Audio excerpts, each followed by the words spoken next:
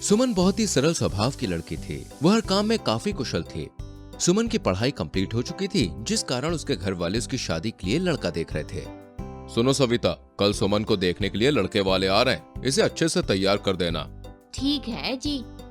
वही अगले दिन लड़के वाले सुमन को देखने आते हैं। अरे वाह, ये लड़की तो बहुत ही सुंदर है।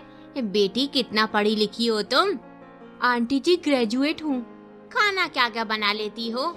जो आप कहें सब बना सकती हूँ, और जो नहीं आता वो YouTube से सीख लूंगी। भैरवी जी सुमन से काफी इम्प्रेस होती हैं। वहीं लोकेश को भी सुमन काफी पसंद आती है। वहीं सुमन को भी इस शादी से कोई एतराज नहीं था।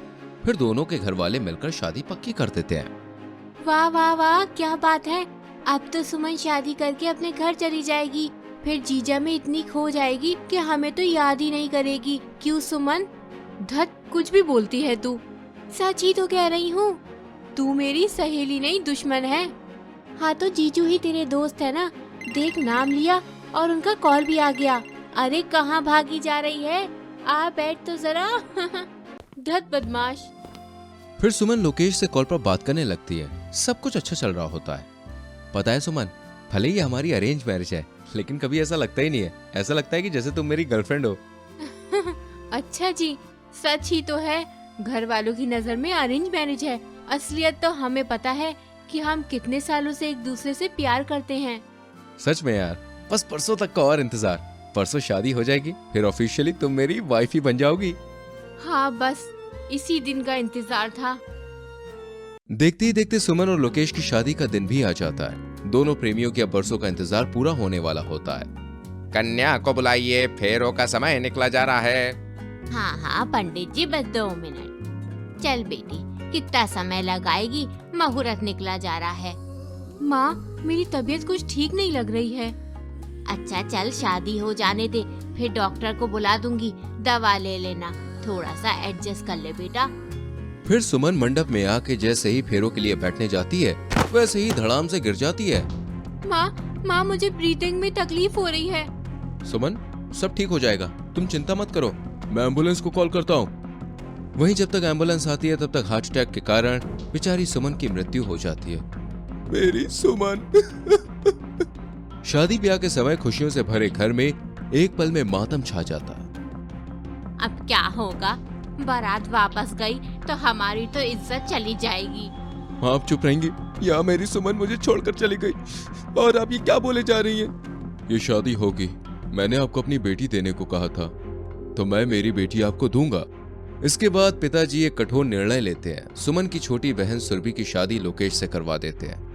वहीं शादी के बाद पिता और लोकेश मिलकर सुमन का अंतिम संस्कार करते हैं और उसकी आत्मा की शांति के लिए प्रार्थना करते हैं। जिसके बाद लोकेश सुमन को भूल तो नहीं पाता है, लेकिन सुरभि में कहीं न कहीं सुमन की छवि ढूंढते हुए जीवन में आगे बढ़ जाता है। पति की चूड़ियां। निहारिका को हमेशा से ही ऐसा लाइफ पार्टनर चाहिए था जो कि उसकी हर छोटी सी छोटी बात में इंटरेस्ट ले।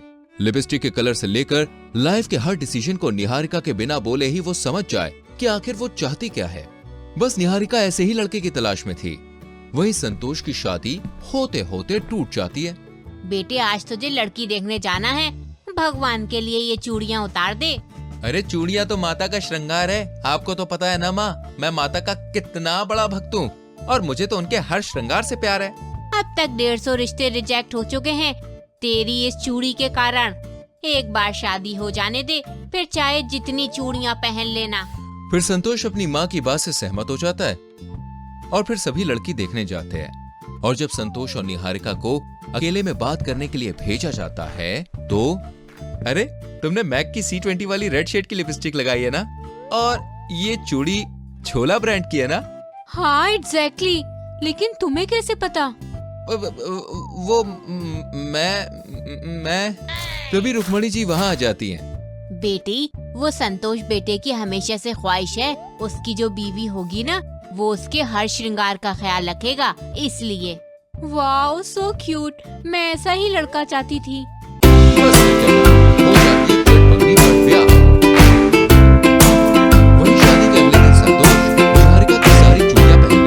और उसे खनखनाते हुए कहता है, अरे माँ, ये देखो कितनी रंग बिरंगी चूड़ियाँ हैं। अरे माँ, कितनी प्यारी प्यारी है। बेटा, तू ये क्या कर रहा है? संतोष, आप मेरी चूड़ियाँ क्यों पहन रहे हो? पागल हो गए हो क्या? ओह डार्लिंग, इन चूड़ियों के लिए तो मैं पूरा पागल हूँ। आई लव चूड़ी। देखो कितनी मस्त खनकती है, देखो देखो। फिर संतोष चूड़ी पहनकर पूरे घर में नाचने लगता है। वही निहारिका को कुछ भी समझ में नहीं आ रहा था कि आखिर ये सब क्या हो रहा है।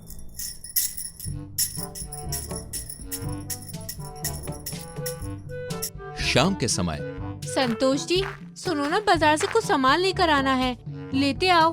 हाँ हाँ अभी लाता हूँ। अरे ये चूड़ियाँ तो उतार दो, ऐसे ही चले गए तो लोग सोचेंगे पता नहीं शादी के बाद इसे क्या हो गया है। वही संतोष जब बाजार जा रहा होता है तो मोहल्ले की औरतें कुछ बातें कर रही होती है और वो वहीं खड़ा होके उनकी बातें सुनने लगता है। पता है, वो मिनाल देवी की बेटी मोहल्ले के हर लड़के को फंसा कर रखी है। हाँ, ये तो मैंने भी सुना था। पता है सुषमा विमला, वो रघु है ना, शांताबाई उसके बच्चे की माँ बनने वाली है। बाप रे, रघु की तो शादी हो गई है ना? अरे उसकी तो 2 साल की बेटी भी है। और पता है आंटीज, ऐसा पहली बार नहीं हुआ है कि रघु ने किसी के साथ ऐसा किया हो। क्या मतलब? अरे मतलब वो तो है ही कैरेक्टर का ढीला। शांता का भी तो पति है। खैर मेरे पास तो ऐसे और भी बहुत सारे टॉपिक है, आप लोगों को तो पता ही नहीं होगा उसके बारे में। देखो अभी मैं लेट हो रहा हूँ, ठीक है? टाइम होता तो मैं आपको और बताता। कहाँ जा रहे हो? अरे कुछ नहीं, बस बीवी के लिए शॉपिंग वॉपिंग करनी है।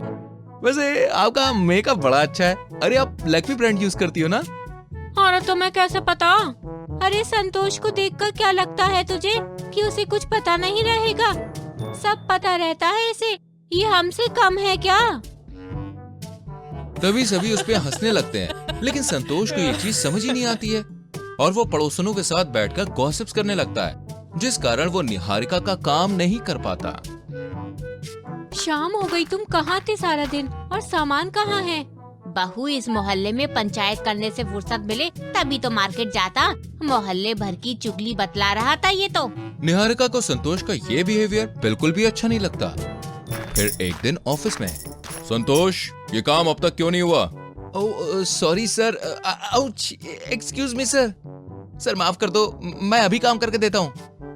तो मैं तो ये भी नहीं कह सकता कि हाथों में चूड़ियां पहनकर बैठो। अरे ऑलरेडी तुमने इतनी सारी चूड़ियां जो पहन रखी हैं। अगर नहीं करना है काम तो यू मे लीव, बट यहाँ खुद का मेरा तमाशा मत बनाओ। और उसी समय निहारिका संतोष के ऑफिस उसका टिफिन लेके आती है और वो ये सब देखती है तो उसे बहुत बुरा लगता है। इस तरह संतोष की चूड़ी पहनने की आदत से वो बहुत परेशान थी। मैंने सोचा था एक ऐसे लड़के से शादी करूंगी जो मुझे समझे, फैशन की नॉलेज हो उसे। इसे समझ तो कुछ नहीं आता, लेकिन फैशन की नॉलेज लड़कियों से भी ज्यादा है इसे। अब निहारिका संतोष से दुखी रहने लगती है। संतोष निहारिका को बहुत मनाने की कोशिश करता है और जब भी उसके पास जाने की कोशिश करता है तो उसकी चूड़ियों की खनक से निहारिका का दिमाग और भी ज्यादा खराब हो जाता है। फिर एक दिन निहारिका संतोष की सारी चूड़ियां उठाकर कचरे में फेंक देती है। अरे निहारिका, मेरी चूड़ी को क्या हो गया? सारी चूड़ियां गायब हैं। मैंने सब फेंक दी। इस घर में या तो चूड़ी रहेगी या तो मैं। तभी संतोष निहारिका को थप्पड़ मारता है। तुम्हारी हिम्मत कैसे हुई मेरी प्यारी चूड़ियों को फेंकने की? वो मुझे बहुत प्यारी थी। प्यारी थी ना? ठीक है, मैं जा रही हूँ घर छोड़ के। अब चूड़ी पहनकर तुम ही घर में बैठो। इसके बाद निहारिका घर छोड़कर वहाँ से चली जाती है। वहीं संतोष हाथों में चूड़ी पहनकर बस अपनी बीवी को जाते हुए देखता रहता है। दोस्तों आपको क्या लगता है, क्या संतोष का ये बर्ताव ठीक था या निहारिका गलत थी? कमेंट करके जरूर बताना। वीडियो को लाइक और शेयर भी करना।